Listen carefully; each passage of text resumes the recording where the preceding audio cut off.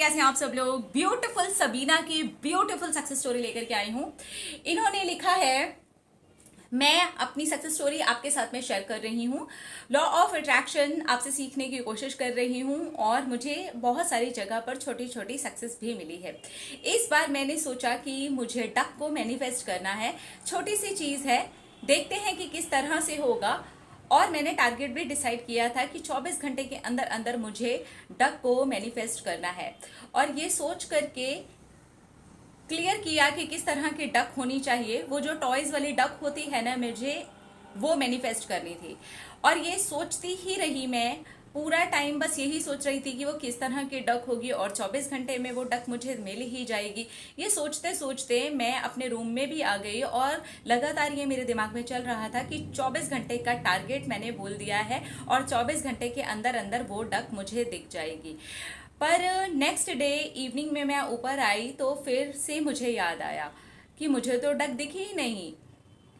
कोई बात नहीं, शायद मैंने ही कोई गलती की होगी। बहुत ज़्यादा ही ये चीज़ मेरे दिमाग के अंदर रह गई है कि मुझे डक दिखेगी और 24 घंटे के अंदर ही दिखेगी। मैंने तो इसे लेट गो ही नहीं किया है। चलो अब इसे लेट गो कर देते हैं और मैं इसे छोड़ देती हूँ। ये सोच करके मैंने सचमुच में उस चीज़ को वहीं पर छोड़ दिया कि मुझे इस तरह की डक दिखेगी। ये सोचा ही था मैंने। और उसके बाद में मैं नीचे गई, मेरा भाई टॉयज का एक बैग लेकर के आया और उसने उसको बेड पर ही रख दिया। और उसने जिस तरह से रखा था उसमें से बहुत सारे टॉयज नीचे गिर गए। मेरे घर में मेरी एक भतीजी है, 2 साल 9 महीने की, तो उसके लिए अक्सर घर में टॉयज आते रहते हैं और वो सारे टॉयज भी उसके लिए ही आए हुए थे। अब तो मेरे लिए बहुत बड़ा सरप्राइज था। उस वाले बैग के अंदर से बहुत सारे खिलौने गिर गए थे और वो डक भी उसमें से बाहर ही निकल करके गिर गया था। उस समय पर मैं दूसरे रूम की सफाई कर रही थी और सफाई करते करते मैं इस रूम में पहुंची और जैसे ही मेरी नज़र ज़मीन पर पड़ी तो मैं शॉक्ड हो गई। ये तो वही वाला डक था और मैं उस डक को देख करके उछल पड़ी। मैं इतना ज़्यादा खुश हुई कि मैं आपको बता नहीं सकती हूँ। मुझे आज भी वो बात सोच करके यकीन नहीं होता है कि मैंने किस तरह से मैनिफेस्ट किया था। मैंने मैनिफेस्ट किया था, मुझे सब पता था कि मेरी डक किस तरह की होगी, कैसी होगी, कैसे आएगी, पर मुझे ये बिल्कुल नहीं पता था वो मुझे मेरे ही घर के एक कमरे में मिल जाएगी। हमारे घर में बच्ची है, वो हमेशा खिलौनों से खेलती रहती है, इसलिए बहुत सारे खिलौने हैं उसके पास में। लेकिन ये डक उसके पास में नहीं थी। ये डक आई मेरे मैनिफेस्टेशन के बाद में।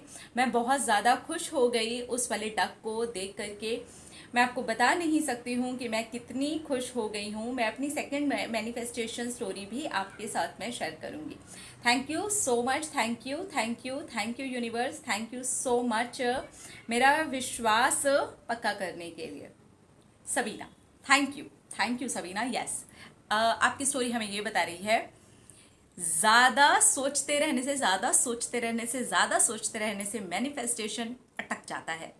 आने वाला था वो आपके ही घर में, लेकिन जैसे ही आपने लेट गो किया वो आपके घर में, आपके दरवाजे पर चल के आ गया। और तो और वो बैग के अंदर नहीं रखा हुआ था, वो धड़ाम से नीचे भी गिर गया। मैनिफेस्टेशन मतलब फुदक फुदक करके आपके पास आ रहा था। मैनिफेस्टेशन उतावला हो गया था आपके पास आने के लिए।